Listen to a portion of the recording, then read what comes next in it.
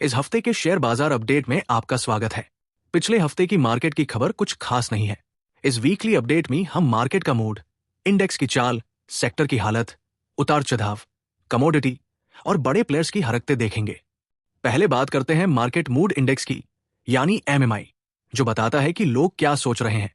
इस हफ्ते MMI extreme greed से ग्रीड में आ गया है, यानी कि बहुत ज्यादा लालच से लालच में आ गया। मतलब लोगों में उत्साह थोड़ा कम हुआ।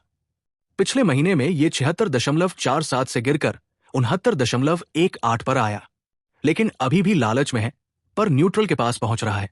इसका मतलब लोग डर नहीं रहे, पर थोड़ा सोच में पड़ गए हैं। शायद हाल की तेजी अब रुक रही हो। चलो नंबर्स में देखते हैं। अब बड़े इंडेक्स की बात। इस हफ्ते थोड़ा ऊपर नीचे हुआ, पर ज्यादातर गिरावट ही रही। निफ्टी 50 0.35% गिरकर 24,858 पर बंद हुआ। निफ्टी 500 0.39% गिरकर 22,777 पर आया। निफ्टी 100 लार्ज कैप और निफ्ट स्मॉल कैप 400 भी 0.40% और 0.35% नीचे गए। निफ्टी नेक्स्ट 50 सबसे ज्यादा गिरा, 0.68% नीचे गिरकर 66,937 पर। एनएसई का डेटा देखे तो 1,580 शेयर ऊपर गए, 977 नीचे, लगभग 2:1 का हिसाब। ये ठीक है, पर बड़े शेयरों में दबाव दिख रहा है। चार्ट में निफ्टी 50 मई 2023 से चल रहा था। 2024 के मिडमी में 26,277.35 के टॉप पर पहुंचा। अभी थोड़ा रुकावट का दौर है। 24,000 और 23,000 पर सपोर्ट है और 25,000 के पास रेजिस्टेंस। अब सेक्टर देखते हैं। कुछ ने अच्छा किया, कुछ ढीले पड़े। बेस्ट परफॉर्मर निफ्टी मेटल 0.55% बढ़कर 9,261 पर, शायद कमोडिटी की ताकत से। निफ्टी रियल्टी 0.39% बढ़कर 936.8 पर, रियल एस्टेट में अभी जान है। निफ्टी आईटी 0.33% बढ़कर सिर्फ 602.9 पर, ग्लोबल टेक डिमांड की वजह से। पीछे रहने वाले में निफ्टी ऑटो 0.90% गिरकर 2336.6 पर, शायद कीमत बढ़ने या कम डिमांड से। निफ्टी फाइनेंशियल सर्विसेज 0.74% गिरकर 26,311.8 पर, ब्याज दरों का दबाव हो सकता है। निफ्टी मीडिया 0.68% गिरकर 1,660.3 पर। मतलब कुछ सेक्टर में दम है, कुछ में कमजोरी। अगर सेक्टर पर नजर रखते हो तो ये काम की बात है। अब करते हैं वोलेटिलिटी इंडेक्स की बात। इंडिया विक्स, जो डर का इंडिकेटर है, इस हफ्ते 4.40% बढ़कर 15.49 से 17.28 पर आया। मतलब मार्केट में घबराहट है। मिड 2025 में ये 31.7 तक गया था, पर अब थोड़ा नीचे है।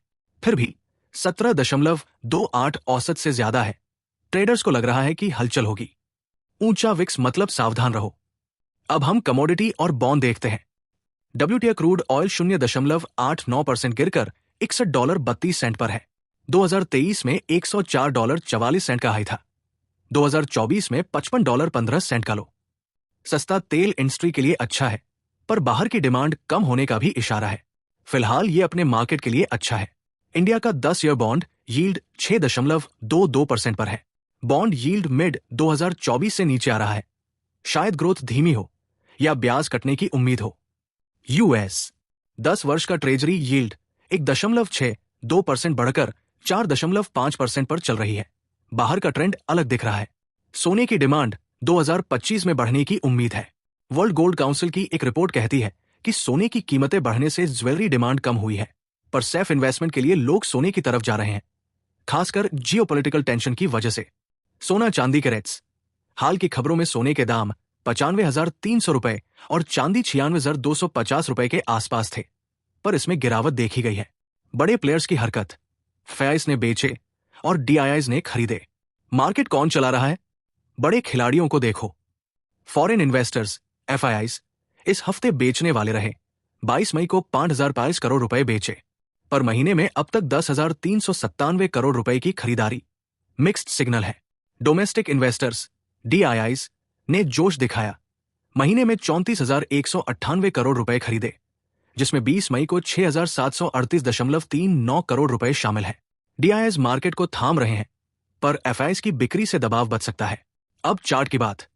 निफ्टी 50 24,858.9 पर है, जो अपने टॉप 26,277 से नीचे है। नीचे की चाल दिख रही है।